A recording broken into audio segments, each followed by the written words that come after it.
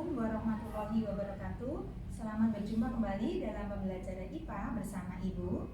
Nah, hari ini kita akan coba belajar materi kelas 7 semester ganjil bab 3, yaitu tentang materi klasifikasi materi. Nah, setelah kemarin kita belajar berbagai macam materi yang ada di alam ini, kita juga tahu bahwa dalam klasifikasi materi ada zat atau larutan yang bersifat asam dan larutan yang bersifat basa. Coba masih ingat sifat-sifatnya masing-masing, ciri-cirinya?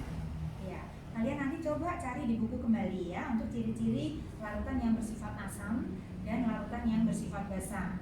Di sini Ibu hanya akan memberikan contohnya saja. Ini adalah contoh larutan yang bersifat asam yang ada dalam kehidupan kita sehari-hari.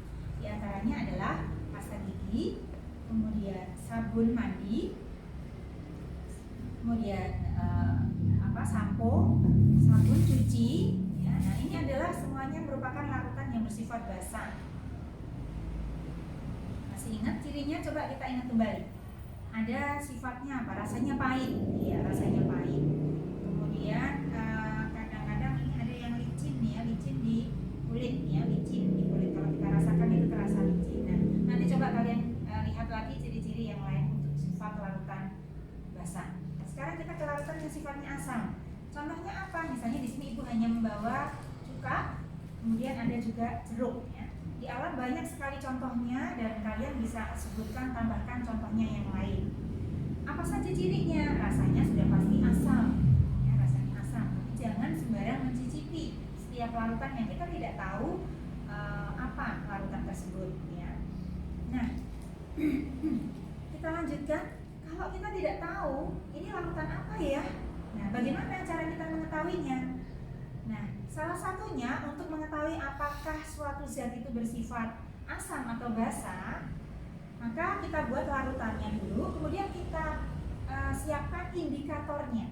Jadi indikator itu adalah zat atau alat yang dapat menunjukkan apakah suatu zat itu bersifat asam ataukah bersifat basa. Nah, di sini Ibu menyiapkan ada dua macam, di sini satu ya. Sebenarnya satu macam tapi ada dua jenis. Yaitu ini adalah indikator buatan yang kita sebut dengan kertas lakmus. Jadi sudah berupa lembaran kertas yang tinggal kita celupkan untuk mengetahui apakah suatu larutan itu bersifat asam ataukah bersifat basa. Nah, cara mencobanya bagaimana? Kita coba praktekkan bersama-sama ya, kalian simak. Nah, di sini Ibu akan menyiapkan satu pasang kertas, satu kertas lakmus ya. Ini satu yang berwarna merah, satu yang berwarna biru. Kita taruh di sebelah sini. Kemudian ada satu pasang lagi, satu lembar kertas lakmus merah dan satu lembar kertas lakmus biru. Kita letakkan di sebelah sini. Yang sebelah ini, yang sebelah sini sudah Ibu siapkan tadi larutan sabun. Jadi yang bersifat basa.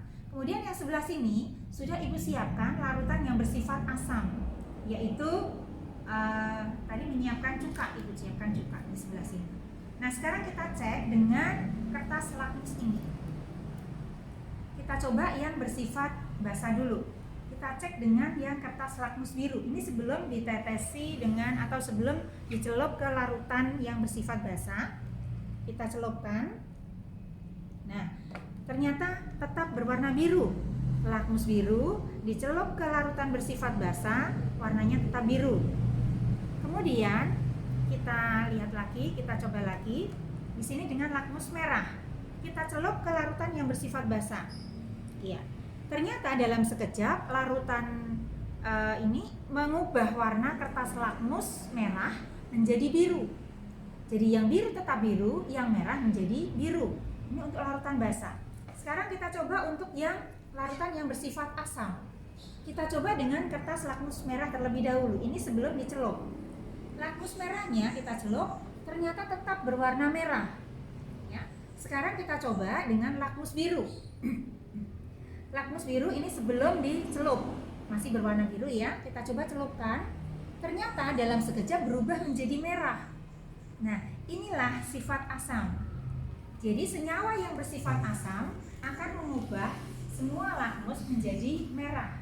Senyawa yang bersifat basa akan mengubah semua lakmus menjadi biru. Yang biru tetap biru, yang merah jadi biru. Demikian pula sebaliknya dengan larutan yang bersifat asam. Ya. Nah, bagaimana kalau tidak punya kertas lakmus? Bu, saya nggak punya kertas lakmus. Bagaimana caranya untuk kita bisa mengetahui apakah suatu zat itu bersifat asam ataukah basa? Caranya mudah sekali, jadi kita bisa membuat indikator alami dengan bahan-bahan alami yang ada di sekitar kita. Misalnya apa? Bunga sepatu atau kembang sepatu ini bisa kita tumbuk, kemudian kita ambil airnya. Nah, itu bisa kita jadikan sebagai indikator asam basa alami. Nah, Ibu tadi menyiapkan dari rumah adalah larutan kunyit. Jadi kunyit yang sudah diparut kemudian diberi air. Nah, ini air kunyit. Air kunyit ini nanti kita akan coba untuk melihat apakah suatu larutan itu bersifat asam ataukah basa, ya. Contohnya di sini. Sekarang kita coba lihat ya, kita teteskan, kita pakai kunyitnya.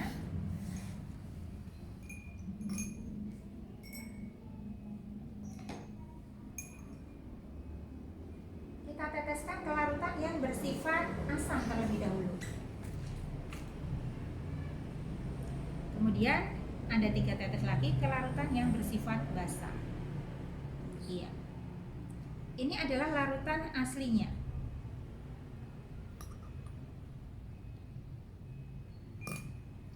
Kita coba ya, aduk.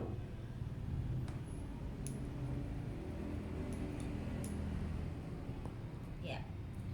Kalian bisa lihat perbedaannya. Ini adalah larutan asli yang belum dicampurkan dengan larutan apapun. Ini adalah larutan asam yang sudah diberi dengan larutan kunyit. Ini larutan kunyit asli. Ini larutan asam yang sudah ditetesi dengan larutan kunyit. Ternyata warna larutannya menjadi lebih cerah, menjadi lebih muda. Sekarang kita bandingkan ini larutan yang aslinya dari kunyit, kita campur dengan larutan yang tadi bersifat basa. Ternyata warnanya menjadi semakin gelap. Coklatnya menjadi coklat yang lebih tua. Nah, dari sini kita bisa membedakan ketika larutan kunyit itu berubah menjadi lebih muda, maka artinya larutan itu bersifat asam. Sedangkan ketika larutan itu berubah menjadi lebih gelap atau lebih tua warna coklatnya, maka kita bisa simpulkan bahwa larutan itu bersifat basa. Nah, nanti di rumah silakan kalian mencoba dengan bahan yang lain.